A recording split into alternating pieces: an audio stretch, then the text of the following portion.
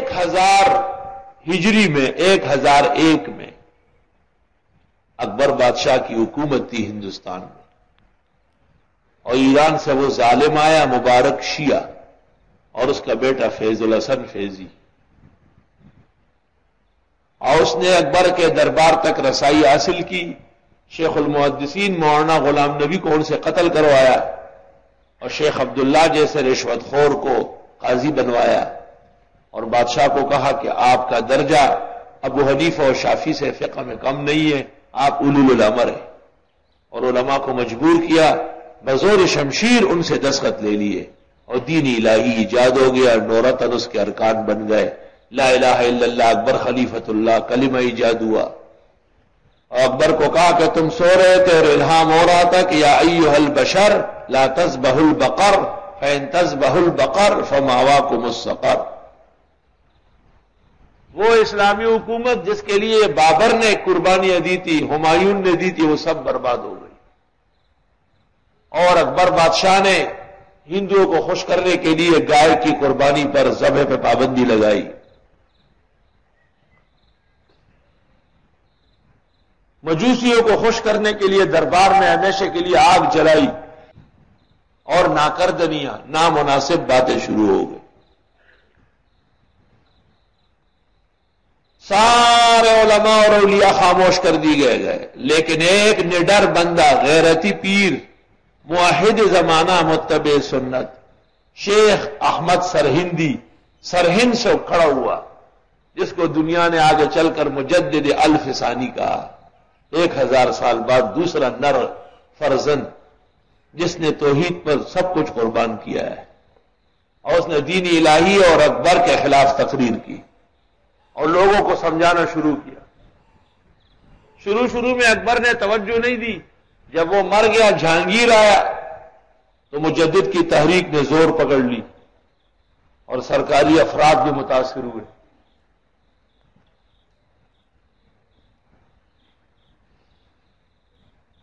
جہانگیر کو مخبروں نے اور اسلام آباد والوں نے، پلاٹ کے چوروں نے حضرت مجدد کے خلاف شکایت کی کہ آپ کی حکومت ختم کر رہا ہے، تو مجدد کو طلب کیا دربار میں۔ اکبر بادشاہ کے زمانے سے دربار ایسا بنایا گیا تھا کہ جو بھی داخل ہوتا سر آگے پیر پیچھے سجدہ ہو جاتا۔ جب مجدد داخل ہو رہے تھے تو انہوں نے پیر آگے کیے اور سر بعد میں داخل کیا۔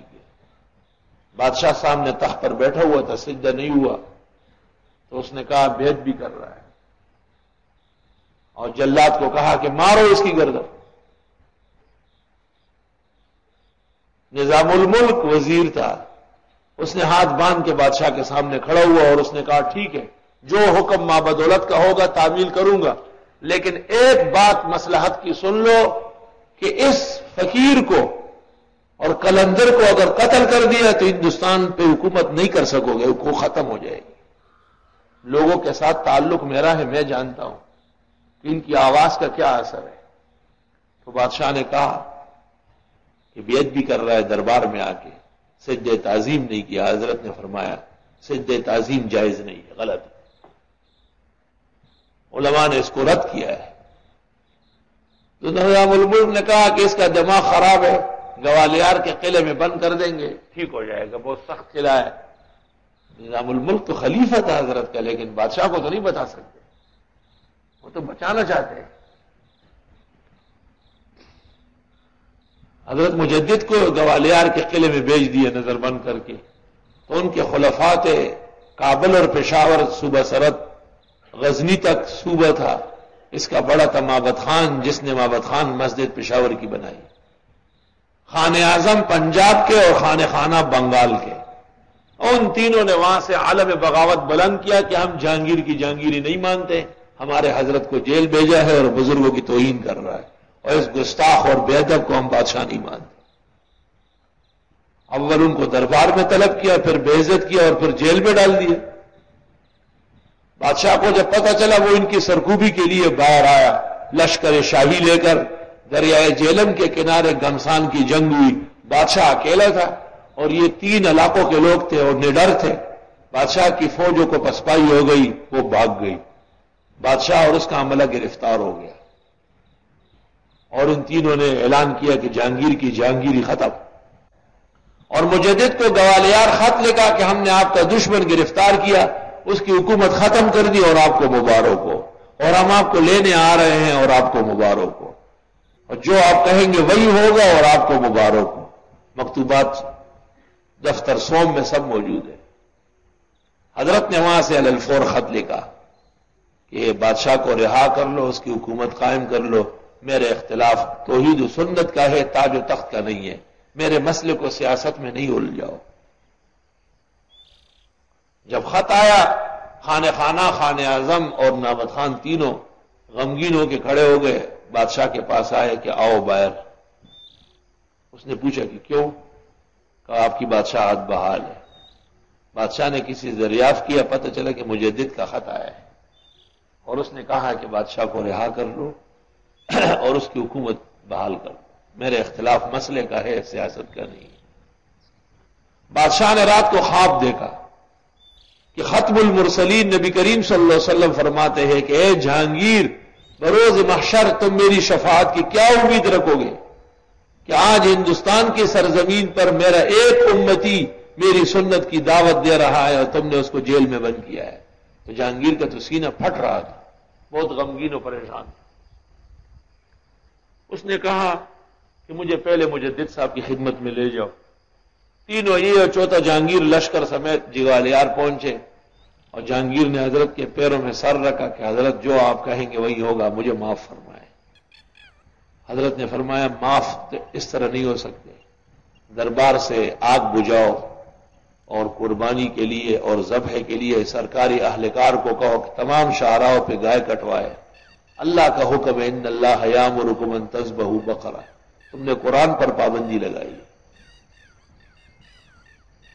جہانگیر نے شاہی عہد نامہ پیش کیا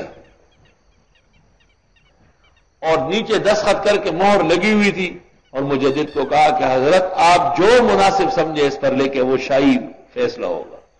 مجدد نے اس پر 30 اصلاحات قلم بند کی ہے، جو اسلامی حکومت کا ایک بہترین ڈھانچہ۔ لیکن افسوس کہ ہمارے طبقے کو کتاب دیکھنے کی زیادہ فرصت ہی نہیں، وہ تو سنی سنائی باتیں اور کاپیوں کے تابع ہو گئے، کتاب کون دیکھتا ہے؟ مجدد کے مکتوبات ہمارے یہاں سے بٹ رہی ہے، صرف نسخہ نہیں تقسیم کر رہے ہیں۔ حضرت مولانا ڈاکٹر غلام مصطفیٰ صاحب حیدرآباد والے مدذلو کی کوشش سے اور محبت سے کبھی کبھی یہاں دورے والوں کو، تفسیر والوں کو کچھ نسخے ملتے ہیں، لیکن یہ لوگ لے کر کے یا تو بیچ دیتے ہیں کتب فروش کو۔ 800 روپے کا نسخہ ہے، یہ 200 اور 150 کا دے دیتے دغل پلاس وطان اڈلی، اور یا اگر کمرے میں رکھتے بھی ہیں تو کیڑا کھا لے گا لیکن کوئی مطالعہ نہیں کرے گا۔ مجھ سے پوچھتے ہیں کہ کون سی کتاب میں کہتا ہوں تمہیں اور کتاب دونوں میں بعد المشرق ہیں۔ یہ بات تو وہ کرے جس نے سب کو دیکھا ہو اور پھر نہ ملا ہو۔ تو غیرتی پیر مجدد اور ان کے غیرتی خلفاء اور مریدی، جب پیر میں غیرت نہ ہو تو مرید میں کہاں سے غیرت آئے؟ پاکستان کے علماء کے، افغانستان کے علماء کیوں قدردان ہیں؟ وہ کہتے ہیں جہاد کا سبق انہوں نے ہم کو پڑھایا۔